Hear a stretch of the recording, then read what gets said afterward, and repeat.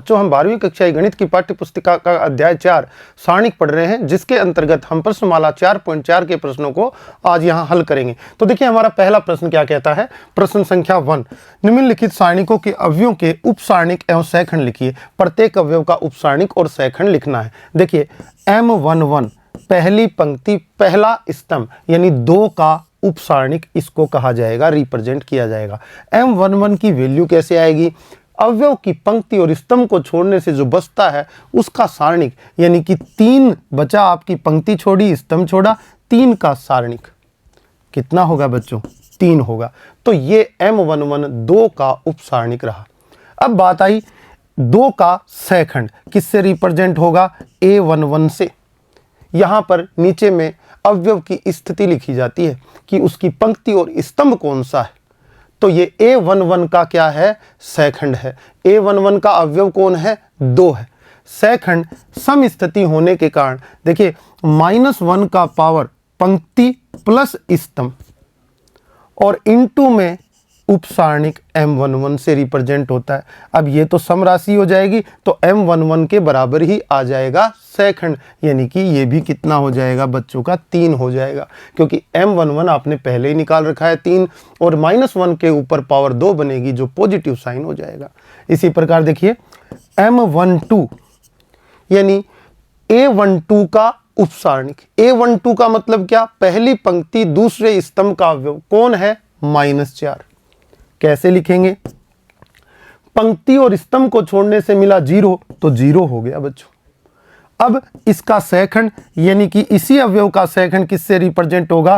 पहली पंक्ति दूसरा स्तंभ A12 से रिप्रेजेंट होगा। -1 का पावर कितना लगेगा? पंक्ति प्लस स्तंभ 1 + 2 इंटू M12। M12 की वैल्यू 0 और ये -1 तो बनेगा यहाँ पर, लेकिन 0 से मल्टीप्लाई होके कितना हो जाएगा? 0 ही हो जाएगा। यहाँ पर देखिए M21 यानी दूसरी पंक्ति पहले स्तंभ के अवयव का उपसारणिक। दूसरी पंक्ति और पहला स्तंभ तो 0 हुआ। 0 का उपसारणिक कैसे बनेगा? पंक्ति और स्तंभ को छोड़ने से -4 बना। तो फिर सहखंड क्या बनेगा? A21 दूसरी पंक्ति पहले स्तंभ के अवयव का सहखंड यानी 0 का सहखंड। कैसे प्राप्त करेंगे? -1 का पावर 2 + 1 इंटू उपसारणिक। उपसारणिक कितना है? -4 और ये -4 मल्टीप्लाई होगा इससे, ये -1 आएगा +4 हो जाएगा। तो देखिए चिन्ह परिवर्तित होके क्या बन गया? सहखंड। अगर विषम स्थिति पे अवयव होता है तो आपके उपसारणिक का चिन्ह परिवर्तित करके सहखंड प्राप्त होता है। विषम स्थिति का मतलब पंक्ति और स्तंभ का योग जो है विषम संख्या हो। सम स्थिति पे होता है, जैसे M11 1 + 1 2 सम संख्या है, तो ये सम स्थिति, इसमें उपसारणिक का मान सहखंड के बराबर आता है। आगे बात करते हैं M22 2 + 2 4 सम स्थिति है। जितना उपसारणिक उतना सहखंड। उपसारणिक कैसे लिखेंगे? ये 3 अवयव है, इसकी पंक्ति और स्तंभ को छोड़ा 2 मिला, ये 2 आपका क्या हो गया? उपसारणिक। और बच्चे कहें A22 का मान कितना आएगा? तो 2 ही आएगा। क्यों? बराबर आएंगे। सम स्थिति पे उपसारणिक और सहखंड बराबर होते हैं। आगे चलते हैं ACBD। देखिए M11 उपसारणिक लिखते हैं। A का पंक्ति स्तंभ को छोड़ा क्या मिला? D। A11 समान रहते हैं तो D ही आ जाएगा। अच्छा M12 पहली पंक्ति दूसरा स्तंभ C की बात कर रहे हैं। C के किसकी? उपसारणिक की। पंक्ति स्तंभ छोड़ने से B मिला, B ही क्या आ जाएगा? उपसारणिक। लेकिन विषम स्थिति होने के कारण A12 की वैल्यू कितनी आएगी? A12 की वैल्यू बच्चों आपकी आ जाएगी -B, चिन्ह परिवर्तित करके। क्यों? क्योंकि -1 के ऊपर पावर लगेगा 1 + 2 और इंटू क्या आएगा? M12। M12 की वैल्यू कितनी? B और ये कितना? माइनस बनेगा तो -B हो जाएगा। इसी प्रकार उपसारणिक लिखते हैं M21 यानी B का। B की पंक्ति और स्तंभ को छोड़ने से C मिला, ये C ही हो गया। अब A21 विषम स्थिति पे है, -C आना चाहिए। कैसे बना? -1 का पावर 2 + 1 इंटू M21। M21 की वैल्यू C, -1 का पावर 3, तो ये -C बन गया आपका। इसी प्रकार M22 M22 की वैल्यू देखिए बच्चों कितनी बनेगी, M22 की वैल्यू आपकी बनेगी, ये पंक्ति और स्तंभ छोड़ने से A आएगी, तो ये A आ जाएगा उपसारणिक। अब समस्थिति है तो सहखंड भी A ही आएगा। कैसे आएगा, A22 -1 का पावर 2 + 2, और ये तो प्लस ही हो जाएगा इंटू M22, और M22 की वैल्यू A रखेंगे, ये प्लस हो जाएगा तो A ही आ जाएगा। समस्थिति पे उपसारणिक और सहखंड बराबर आते हैं। आगे देखिए, यहां पर इस क्वेश्चन पर चलते हैं। सबसे पहले M11 1 का पंक्ति छोड़ी स्तंभ छोड़ा, क्या 1 × 1 - 0 कितना बना, ये 1 0 0 1 बचा, और इसकी वैल्यू कितनी आई आपकी 1 आई। 1 × 1 1 और 0 × 0 0 1 - 0 0। अच्छा, तो फिर A11 कितना बनेगा, सेम ही बनेगा 1। क्यों, क्योंकि स्थिति कैसी है, सम उपसारणिक और सहखंड बराबर होंगे इस 1 के। 0 की बात करते हैं। 0 की पंक्ति और स्तंभ छोड़ने से 0 0 0 1, यानी कि M12 की वैल्यू 0 0 0 1 कितना बना, 0 बना, और 0 बना, चिन्ह तो परिवर्तित होना चाहिए, विषम स्थिति है, परंतु चिन्ह परिवर्तित होकर भी -0 का मान 0 ही आ जाता है, इसलिए सहखंड जो है M12 0 का जो सहखंड है वो भी 0 ही बनेगा। 0 है इसलिए माइनस का प्रभाव नहीं पड़ा, 0 का चिन्ह चेंज करने की जरूरत ही नहीं है, क्योंकि करोगे तो भी 0 ही रहेगा। M13 देखिए उपसारणिक, यहां से आपने 0 का पंक्ति छोड़ी स्तंभ छोड़ा, कितना बनेगा, आप कैलकुलेट करेंगे तो 0 बनेगा जैसा अभी किया, और 0 बनेगा तो A13 की वैल्यू भी कितनी आएगी, 0 ही आएगी। बच्चे इनका स्क्रीनशॉट ले लेंगे, मैं इनको हटा के आगे अगले सहखंड और उपसारणिक आप लोगों को बता देता हूं। देखिए, अब दूसरी पंक्ति के हम उपसारणिक और सहखंड निकालेंगे। M21 कितना बनेगा, देखिए पंक्ति छोड़ी और आपने स्तंभ छोड़ा, क्या आया 0 0 0 1 0 0 0 1, कितनी वैल्यू बनेगी, 0 ही बनेगी, और 0 बनेगी तो A21 भी कितना आएगा आपका, 0 ही आएगा, सहखंड का मान भी 0, उपसारणिक का मान भी 0।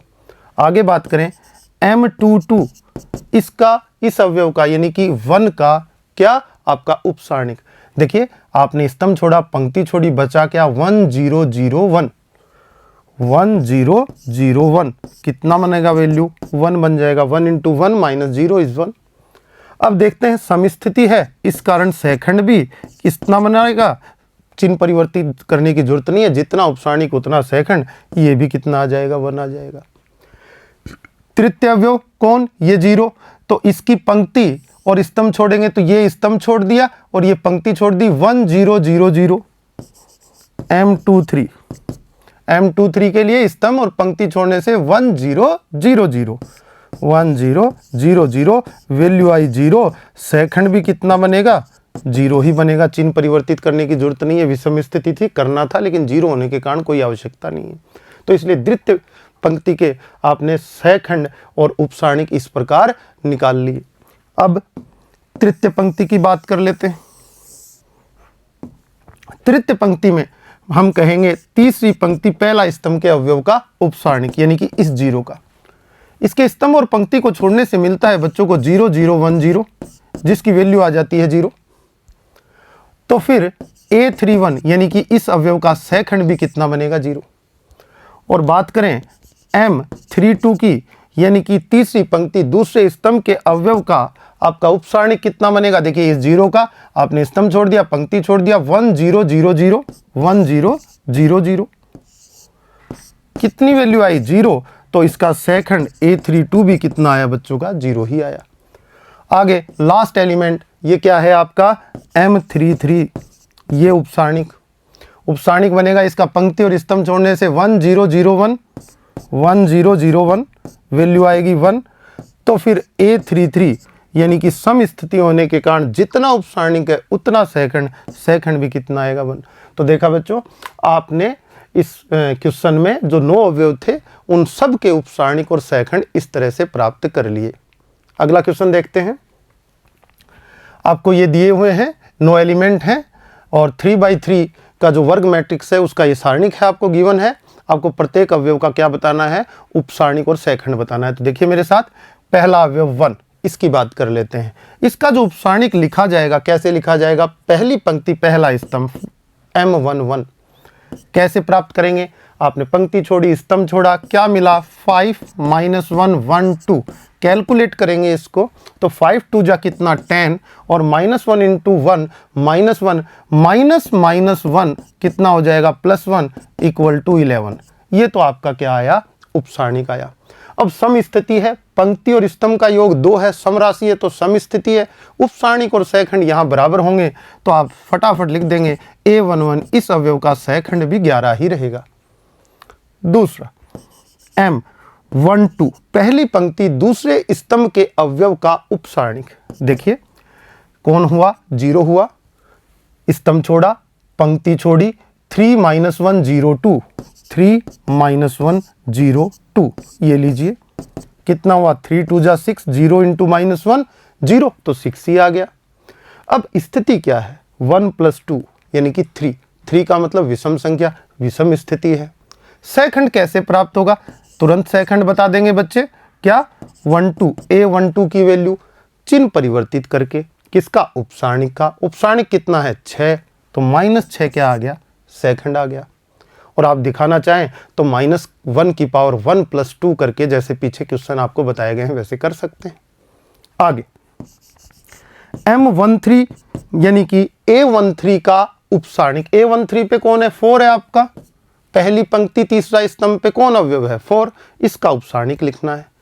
इसके स्तंभ को पंक्ति को छोड़ दिया, 3501 3501 ये आपका सारणिक ही इसका उपसारणिक बनेगा। 3 को 1 से किया 3, 5 को 0 से किया 0, 3 - 0 आपका 3 ही रह गया, तो 3 आ गया आपका इसका उपसारणिक। स्थिति कैसी है, 1 + 3 सम स्थिति है तो इसका सहखंड A13 कितना बनेगा, आपका सेम ही रह जाएगा उपसारणिक के जैसा, तो 3 ही रह जाएगा, समान वैल्यू हो जाएगी।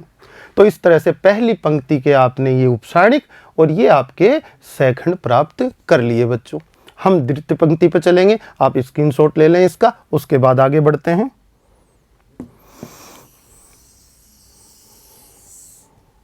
देखिए दूसरी पंक्ति 3 5 और -1 है, तो इसको क्या बोलेंगे, 3 को पहली पंक्ति है या दूसरी पंक्ति है या तीसरी पंक्ति है, फर्स्ट सेकंड एंड थर्ड, द्वितीय पंक्ति है, स्तंभ है पहला, तो आप बोलेंगे कि M21 दूसरी पंक्ति पहले स्तंभ वाले अवयव का उपसारणिक। कैसे लिखेंगे, आपने ये छोड़ी पंक्ति, ये छोड़ा स्तंभ, 0 4 1 2 0 4 1 2, ये लीजिए कितना प्राप्त होगा, 2 × 0 0, 4 × 1 4, -4 = -4 हुआ।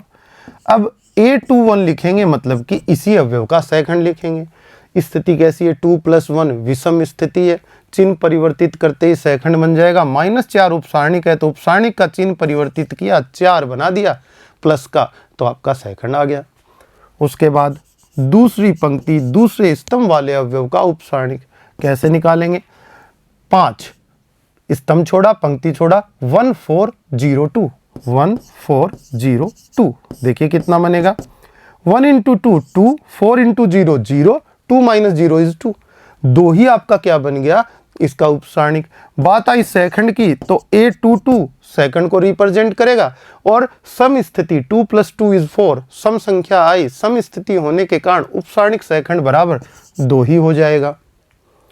आगे बात करें दूसरी पंक्ति तीसरे स्तंभ के अवयव का उपसारणिक, देखिए ये देखिए आप कौन आया, -1 स्तंभ छोड़ा पंक्ति छोड़ा, 1 0 0 1 1 0 0 1, वैल्यू कितनी आई 1, तो सहखंड क्या बनेगा, देखिए 2 + 3 विषम राशि है तो विषम स्थिति हुई तो उपसारणिक का चिन्ह परिवर्तित कर देंगे, A23 का मान -1 आ जाएगा, 1 उपसारणिक था तो चिन्ह परिवर्तित करके -1 आपका क्या बन गया, सहखंड बन गया।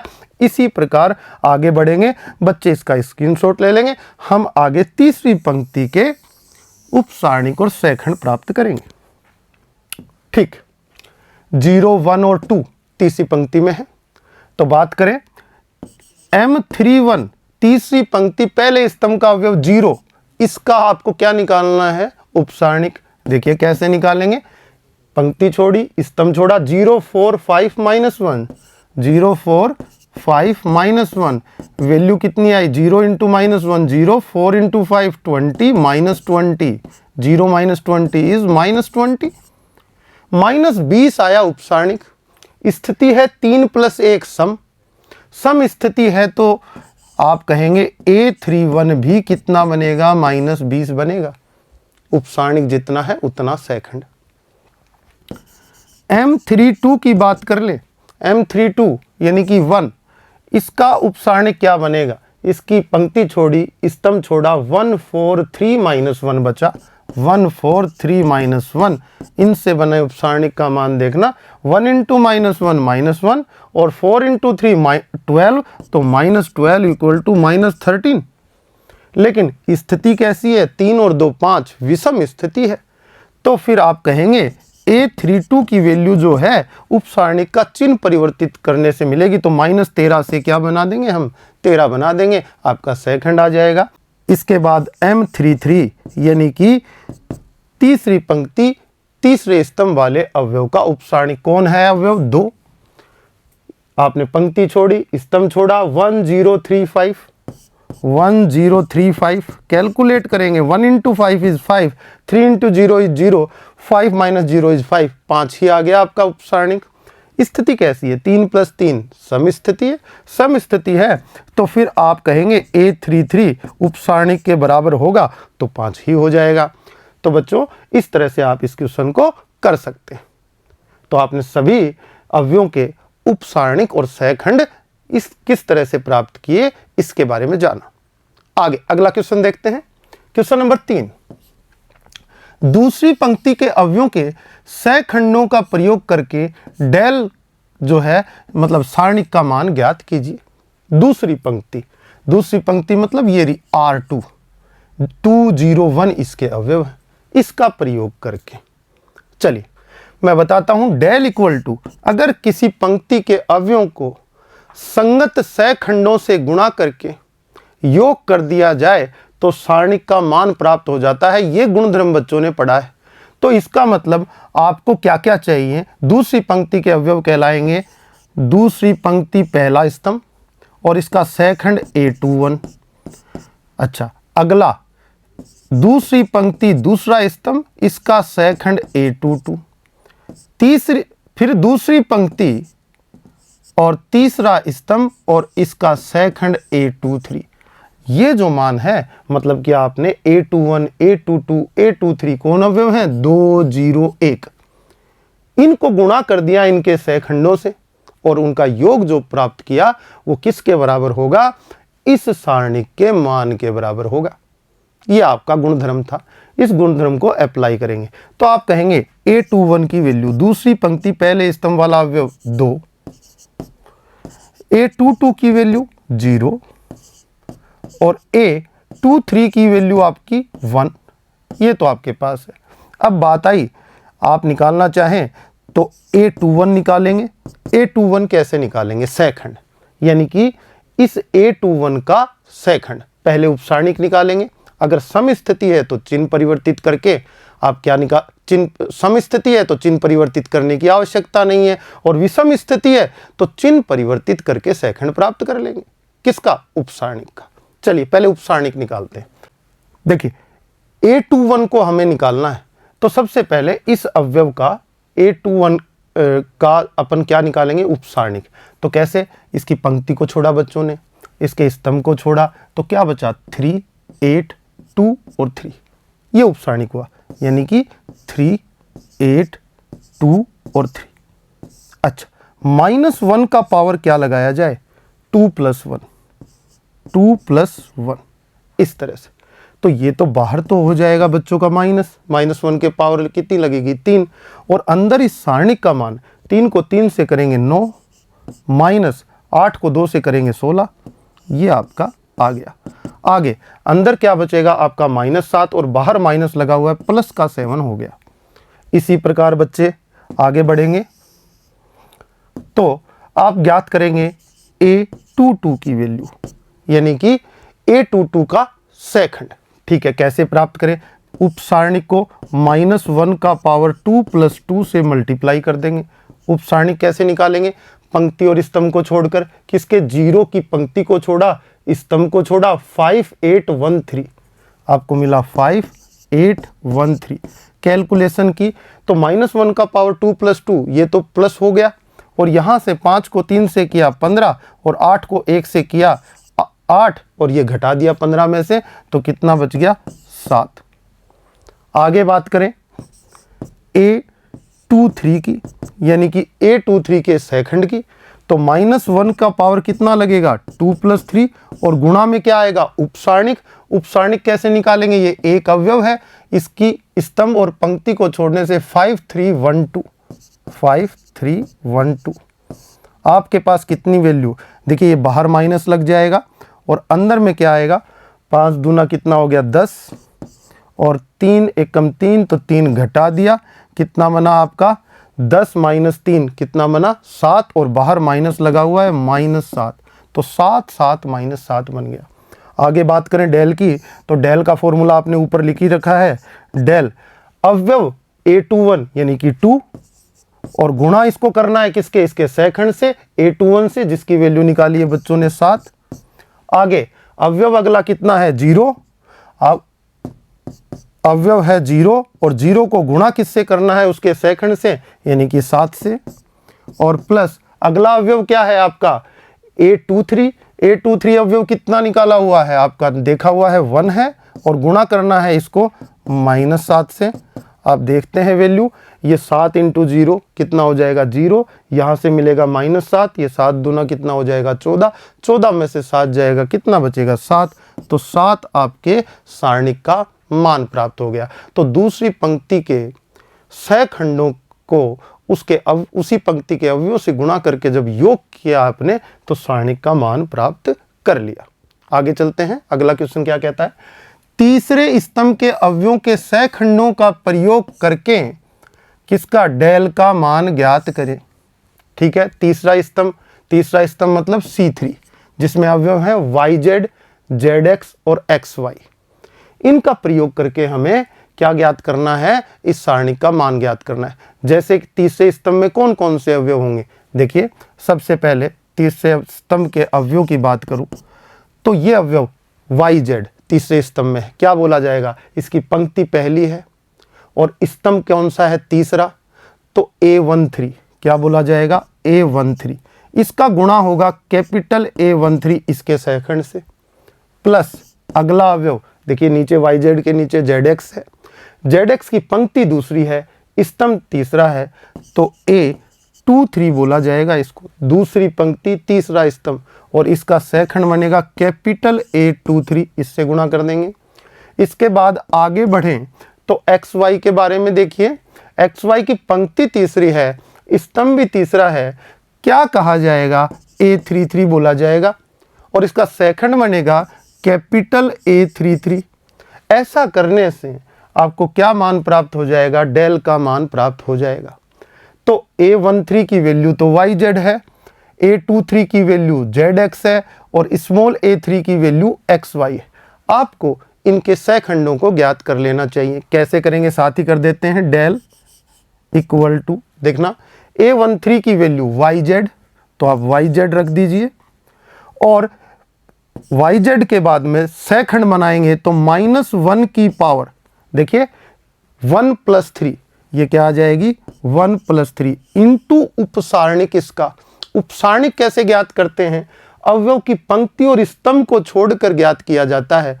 तो ये पंक्ति छोड़ी, ये स्तंभ छोड़ा, 1Y 1Z, आपने कहा 1Y 1Z, ये बन गया सब। आगे बात करते हैं अगला अवयव। अगला अवयव A23, दूसरी पंक्ति तीसरे स्तंभ वाला अवयव कौन है, ZX है। आपने ZX बाहर रख दिया।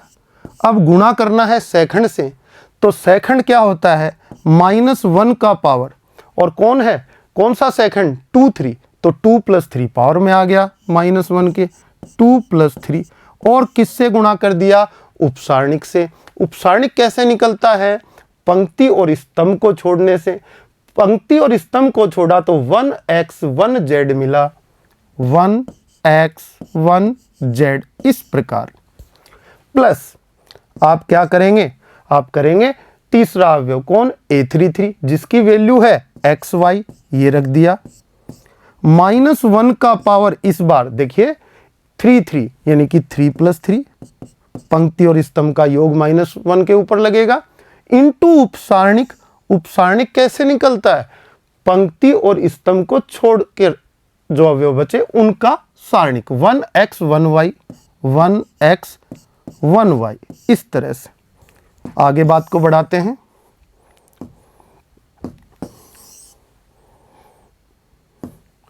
डेल इक्वल टू, देखिए ये क्या हो जाएगा, पॉजिटिव हो जाएगा। ये yz आपका yz है और इसके गुणा में क्या आएगा आपका, इस सारणिक का मान z - y, क्या बना z - y, प्लस यहाँ पर -1 का पावर 2 + 3 यानी कि 5, तो यहाँ बाहर माइनस आ जाएगा, ये zx हो जाएगा।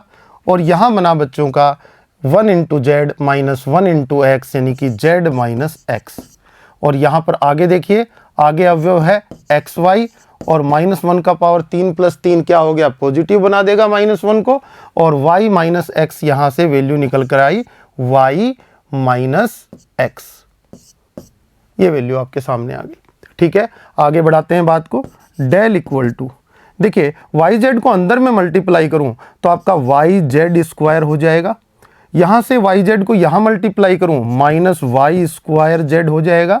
यहाँ से माइनस को अंदर मल्टीप्लाई करूं -z² x हो जाएगा। यहाँ से माइनस माइनस प्लस होने के कारण आपका हो जाएगा zx²। और यहाँ से मैं माइनस कॉमन निकाल लूँ तो xy बाहर में है, ये x - y बन जाएगा। देखिए वैसे तो आप इसको सॉल्व करें तो x - y पहले कॉमन लेंगे और फिर y - z लेंगे और फिर z - x लेंगे, तो इसकी वैल्यू आएगी x - y × y - z - x। तो देखिए x - y को कॉमन लेने की प्रक्रिया शुरू करते हैं। तो कैसे आ सकता है, इन दोनों में देखिए अगर अपन z² कॉमन ले लें तो y - x बनता है, लेकिन मैं इन दोनों वैल्यूज़ को साथ रख लूँ तो yz² -z² x को साथ ले लेता हूँ और ये वैल्यू साथ ले लूँ, तो यहाँ पर आप ऐसा करिए कि प्लस का zx² और -y² z को साथ में ले लीजिए और फिर उसके बाद -xy और x - y। मुझे इसमें से भी x - y कॉमन निकालना है, तो देखिए मैं क्या कॉमन निकालता हूँ, यहाँ से -z² कॉमन लूँ तो ये अंदर x - y बच जाता है। -z² लोगे तो ये -y हो जाएगा और -z² यहाँ से कॉमन लोगे तो ये प्लस का x बच जाएगा, इसलिए मैंने उल्टा लिख दिया x - y। यहाँ पर देखिए बाहर में आएगा आपका z, तो प्लस z अंदर में बचेगा x² - y² -xy और यहाँ पर x - y। बच्चे देख पा रहे होंगे इसके अंदर x - y है इस पद में।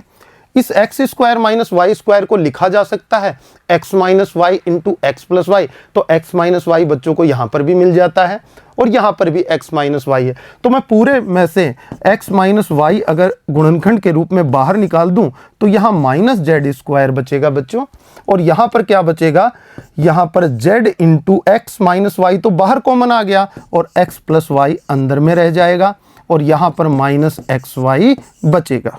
ठीक है, बात को आगे बढ़ाते हैं।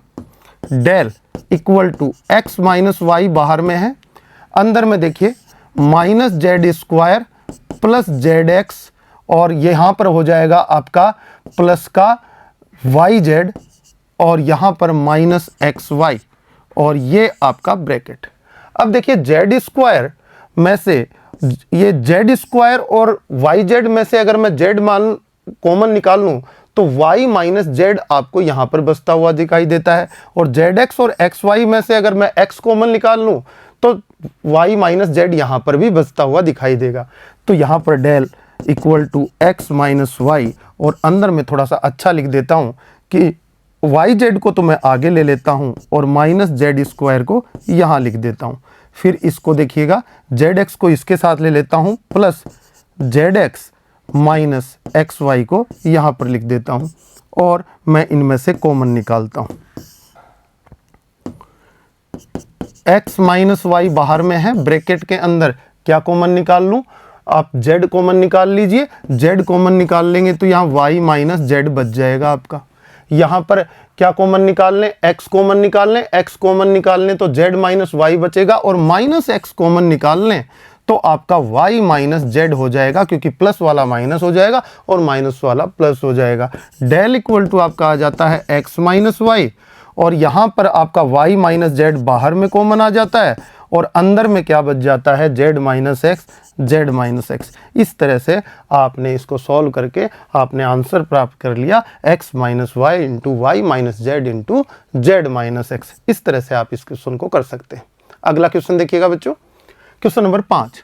यदि डेल बराबर ये हो, ठीक है, एक सारणिक दिया गया है जिसमें कि 9 अवयव हैं, ठीक है, ए आई जे का सेकंड ए आई जे हो, यानी कि स्मॉल ए आई जे का मतलब अवयव से तात्पर्य है, A11 A12 इनको रिप्रेजेंट कर रहा है, पंक्ति और स्तंभ की स्थिति बता रहा है आई जे का, कैपिटल आई जे सेकंड हो गया, तो डेल का मान निम्नलिखित में से किस व्यंजक से प्राप्त किया जाएगा। जैसा कि बच्चों आप जानते हैं, आप गुणधर्मों में पढ़कर आ चुके हैं, किसी भी पंक्ति के अवयव संगत सेकंडों से गुणा करके योग किया जाए तो सारणिक का मान प्राप्त होता है, और किसी भी पंक्ति के अवयव किसी अनोदर पंक्ति, कोई दूसरी पंक्ति के सेकंडों से गुणा करके योग प्राप्त करें तो मान 0 प्राप्त आता है, 0 प्राप्त होता है। सारणिक का मान कब प्राप्त होता है, सारणिक डेल का मान तब प्राप्त होता है जब उसी पंक्ति के अवयव उसी पंक्ति के सेकंडों से गुणा कर योग करें, या फिर किसी स्तंभ के अवयव अपने ही सेकंडों से गुणा करके योग प्राप्त करें।